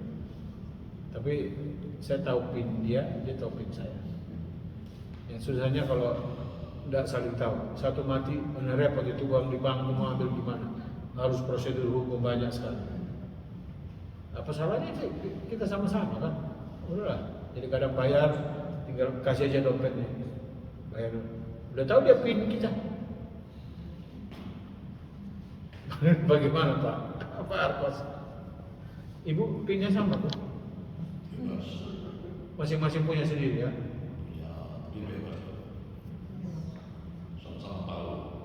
Sama-sama tahu. Ada yang nggak tahu? Bapak jangan tertawa begitu lah Pak. Saya tersinggung Pak. Ini soal uang ini memang menarik. Yang punya papa, punya mama juga. Tapi yang punya papa, punya mama tidak harus punya papa. Repot ini. Uang kita juga.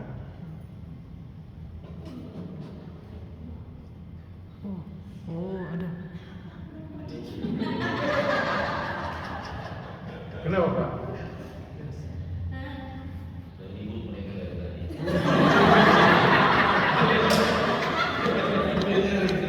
Pinnya beda ya. Nah, saya ngomong ini karena saya ingat Pak Faisal juga. Waktu dia meninggal tuh repot ngurus. Ternyata dia tidak beritahu istrinya pin. Masih ada berkat di rekeningnya. Itu kan urusannya panjang. Bisa nanti dapat juga, tapi ya umurnya panjang. Harus ke pengadilan. Makanya saya antisipasi. Kalau saya duluan, rekening saya dia bisa ambil ada repot kan. Itu gunanya sudah tahu pinnya. Ini adakan handphone sekarang Pakai wajah. Canggih juga Ibu Max ini ya. Udah main wajah aja ini ya.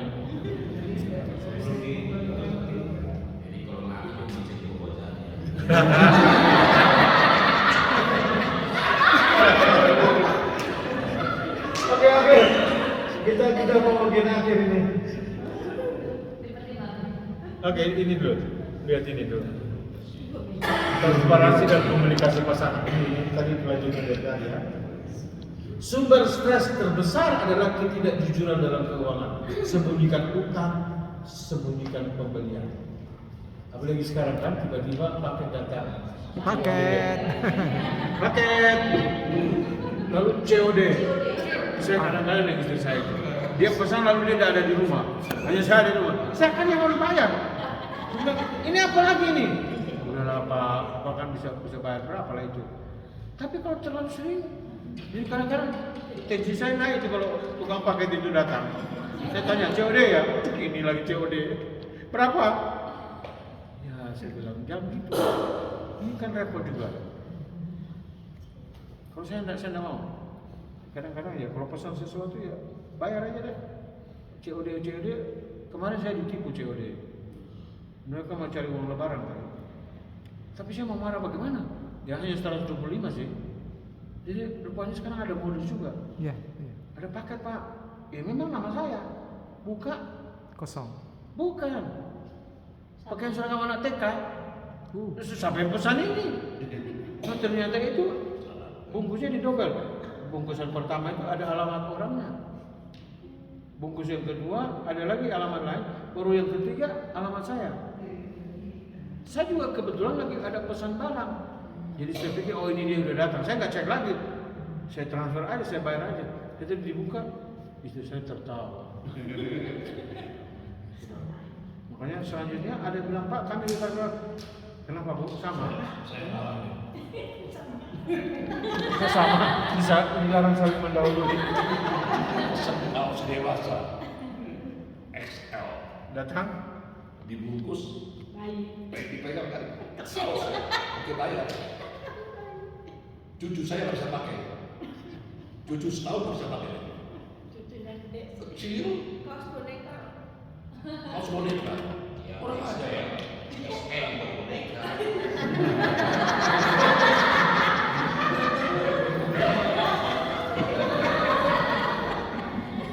Oke, yang berikut prinsip tidak ada rahasia keuangan di antara suami istri. Duduk bersama minimal sebulan sekali untuk membahas laporan keuangan. Kalau ini istri saya yang menolong saya. Jadi semua dia catat. Kemarin siapa ya? Jadi kalau saya pernah ada persembahan, dia tanya berapa Pak? Bukan dia mau tahu supaya bagi dia, bukan. Dia catat.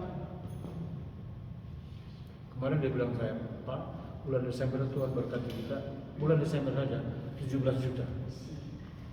Ya, karena saya beritahu, masuk sekian. Wih, besar juga ya. Tuhan pelihara kita. Itu mengajar kita juga untuk bersyukur. Jangan khawatir lah. Ternyata, iya, saya tadi di belakang. Jadi istri saya punya, kan handphonenya ada aplikasi itu. Mau disilakan berapa Pak? Pengeluaran tadi bensinnya berapa, kartu tolnya berapa, semua itu. Lalu dia masukin. Nanti masuk bulan baru dia bilang, Pak, bulan lalu Tuhan berkati kita sekian. Kan bagus juga kan? Kita bersyukur Tuhan berkati kita belum mati. Dia apa? Kalau ada catatannya itu lebih bagus. Oh, luar biasa Tuhan ya. Miliki rekening bersama untuk kebutuhan keluarga dan rekening pribadi dengan batas wajar untuk saling menghormati tanpa harus kontrol berlebihan. Ternyata perlu juga bapak-bapak itu ada juga di dompet lah. Nah, di sinilah beda bapak-bapak dengan ibu. Kalau bapak bilang tidak ada duit, itu bukan berarti kosong sama sekali, bukan. Dia punya standar. Kalau nggak ada 1 juta di dompet sama yang tidak ada duit.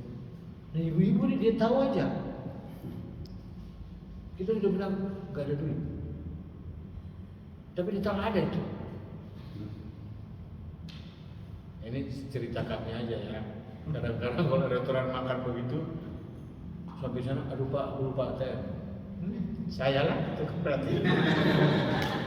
Makanya kadang-kadang mau berangkat, jangan lupa ATM. Sekarang kan pakai handphone. Udah ada handphone itu. Kuota saya habis Pak, nggak bisa.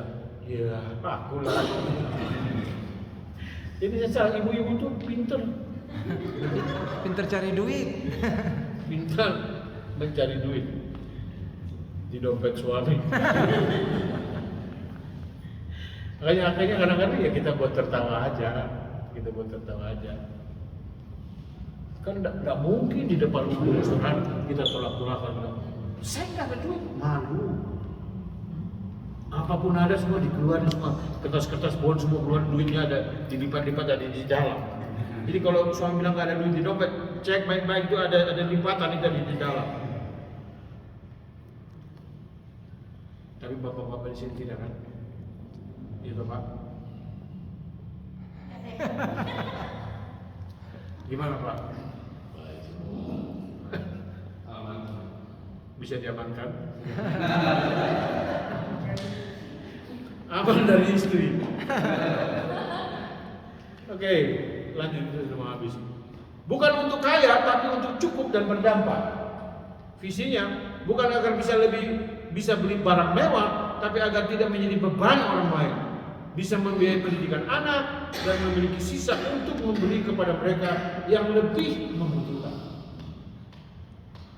Saya dengan istri sudah berdoa, Tuhan, setelah anak kami yang baru selesai kuliah, kami ingin jalan-jalan ke Eropa.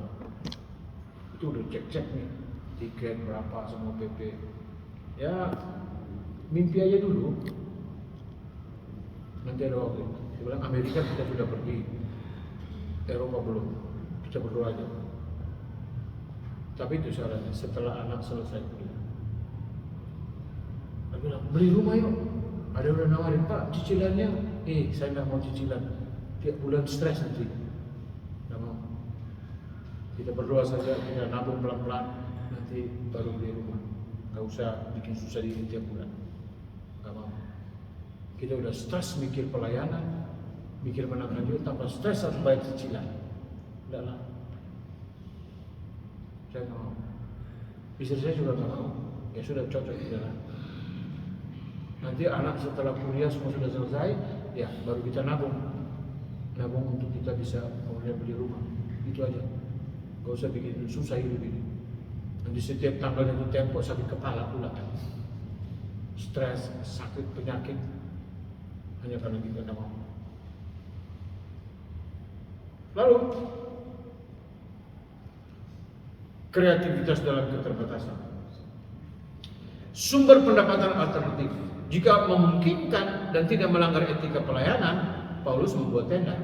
Misalnya ibu rumah tangga punya usaha kecil, kue, menjahit, yang tidak mengganggu waktu keluarga atau pendeta, menulis buku, konseling, berbayar. Ini luar biasa sih. Indonesia belum, kalau Amerika sudah. Amerika 1 jam mendengar $100. Jadi orang datang curhat apa saja, kebetulan ibu dulu dengar, no comment. Itu ada iklannya, ini $100. Tapi banyak orang cari tempat untuk didengar. Mungkin ada satu waktu Indonesia masuk. Nah ini juga tergantung aturan gereja. Ada gereja hamba Tuhan tidak boleh bekerja sampingan, tidak boleh full untuk melayani. Ini repot juga. Jangan protes, siapa suruh masuk di gereja itu. Ya kalau udah setuju keluar kita cari gereja lain yang bisa sambil. Tiap gereja punya aturan. Jadi kalau Anda masuk di organisasi ini, dia bilang begitu ya taat saja. Kalau memang sudah tidak bisa, ya mengundurkan diri baik-baik, pindah gereja lain yang bisa sambil melayani juga kerja. Silakan. Kan lebih bagus begitu jadi provokator itu di urusan gereja. Perpecahan pula, nggak usah lah. Hidup sederhana tapi bermartabat, bisa membedakan antara kemewahan dan kebutuhan untuk efisiensi pelayanan. Kendaraan yang layak untuk menjangkau jemaat. Tadi saya sudah singgung. Penutup. Tuhan tidak mengukur kekayaan dari jumlah uang di bank, tapi dari kemurahan hati dan kesetiaan kita mengelola apa yang ada. Keluarga yang sehat secara finansial bukan keluarga yang punya banyak uang, tapi keluarga yang tidak dikuasai uang.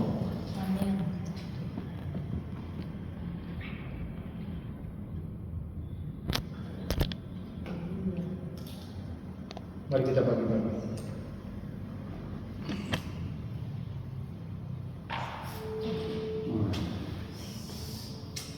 Diri saya. 5 menit lagi kita tutup. Ada pertanyaan atau sesuatu yang mau disampaikan? Tambahan boleh Pak? Silakan. Ini mengenai keuangan. Di sini semua hamba-hamba Tuhan. Kalau jemaatnya mau nikah, bikin akte, catatan pinggir, pisah harta, bagaimana menurut Bapak? Ya sekarang paling Bisa apa? Harta. Harta sebelum menikah masing-masing milik masing-masing, tapi setelah pernikahan milik bersama. Itu catatan pinggir sekarang suka ada begitu. Jadi artinya kalau laki-laki itu level yang di bawah, si wanita yang kaya, dia tidak merasa minder. Saya tidak mau harta kamu, masih harta kamu, harta saya. Tapi saat pernikahan rezeki sama-sama, milik bersama. Menurut Bapak gimana? Selama ini saya hamba bantu, artinya jemaat ada yang begitu. Saya pikir itu salah satu bentuk antisipasi dari perceraian yang bisa terjadi masalah harta gono gini kan di situ. Betul. Nah, kalau saya sih, kalau tanya saya ya, saya berangkat dari prinsip penciptaan ketika Tuhan menyatukan Adam dan Hawa, laki-laki disatukan, itu mereka semua menjadi satu gitu. Jadi logikanya harta Bapak, harta saya, harta Bapak, semua sudah jadi satu. Mestinya begitu. Tapi perkembangan dunia sekarang kan beda. Nah itu nanti jadi persoalannya hartanya di situ. Maka itu sebenarnya itu hanya jalan keluar yang dibuat untuk mengantisipasi. Jaga-jaga, ya. Tapi kalau kembali kepada prinsip Alkitab kan harusnya enggak. Kita sudah menjadi satu. Bagaimana kita menjadi satu sebagai suami ini, tapi harta kita masih dua? Ini juga nggak bisa. Tapi itu fakta dunia sekarang. Dalam kalangan keluarga tertentu ada nilai-nilai yang memang ditanamkan seperti begitu, Pak. Jadi sebenarnya itu kalau saya itu bentuk kompromi gereja untuk menjaga-jaga, jangan-jangan, harap jangan. Tapi itu dibuat. Tapi kalau kembali kepada prinsip firman Tuhan, sebenarnya tidak harus begitu. Kalau cara firman itu salah ya. Iya. Tapi kalau untuk kebaikan sama-sama, daripada dia tidak jadi, bisa nggak jadi. Gara-gara itu. Nah, disitulah konseling pranikah memainkan peranan penting. Percakapan-percakapan pastoral yang mendalam harus terjadi di situ. Tapi persoalan kita orang Asia ini, kalau dua pribadi menikah itu sama dengan dua keluarga bersatu. Jadi tidak hanya masalah orang ini, masalah juga keluarga yang lain. Itu lagi persoalan. Sehingga maka itu sebenarnya antisipasi juga untuk supaya ke depan jangan-jangan terjadi sesuatu. Diharapkan jangan, Pak, dan begitu. Tapi fakta di lapangan kalau terjadi masalah ini juga menjadi salah satu poin penting dalam rumah tangga ketika ada kelas. Makasih juga Pak. Saya nggak mengikuti lagi perkembangan karena saya tidak memegang penggembalaan, jadi saya nggak tahu kalau menikah sekarang harus seperti apa. Saya baru dengar itu. Soalnya ada kasus model begitu. Ya. Kita nggak tahu. Ternyata ya hanya 2 tahun dia menikah. Kalau perceraian sih udah pasti, tapi kalau dia mati, orang yang menuntut ini kekayaan pabriknya semua itu bagi saya. Padahal ada catatan pinggir sebelum nikah masing-masing. Ternyata catatan pinggir ini tidak bisa dipinggirkan ya. Walaupun dia ada di pinggir, tapi penting ternyata untuk konteks keluarga tertentu. Keluarga tertentu. Kalau kita yang biasa-biasa mah nggak ada masalah. Nah. Iya. Jadi antisipasinya ke sana. Ya, makasih. Tapi alangkah lebih baiknya kalau ada keluarga-keluarga model begitu, itu mesti deep counseling, mesti di counseling mendalam. Harta itu untuk apa sih? Makanya saya sering kali bilang, hati-hati orang tua. Kalau kita tidak mendidik anak dengan baik, harta yang kita tinggalkan bukan jadi berkat, jadi kutuk. Mereka berkelahi satu dengan yang lain, saling menuntut ke pengadilan, bunuh-membunuh hanya karena harta. Yang kalau mati pun tak bawa. Dalam keadaan normal dengan pikiran logis, semua paham itu. Tapi ketika terjadi sampai waktu itu, ini semua hilang nih. Wah ini saya dapat banyak ini. Nah kalau sudah gitu itu dia. Maka diperlukan kedewasaan, kematangan juga secara rohani. Maka itu pendampingan dari hamba Tuhan sangat penting dalam konteks seperti ini. Jadi orang kaya itu tidak mudah. Hanya kelihatannya mudah, tapi dia juga sebenarnya stres juga, bergumul juga. Miskin bergumul, kaya juga bergumul. Jadi mau apa kita ini? Ya hanya dengan Tuhan Yesus. Tanpa Tuhan Yesus kita susah. Jadi kesimpulannya tanpa Tuhan tidak bisa. Kiranya Tuhan memberkati Bapak Ibu sekalian.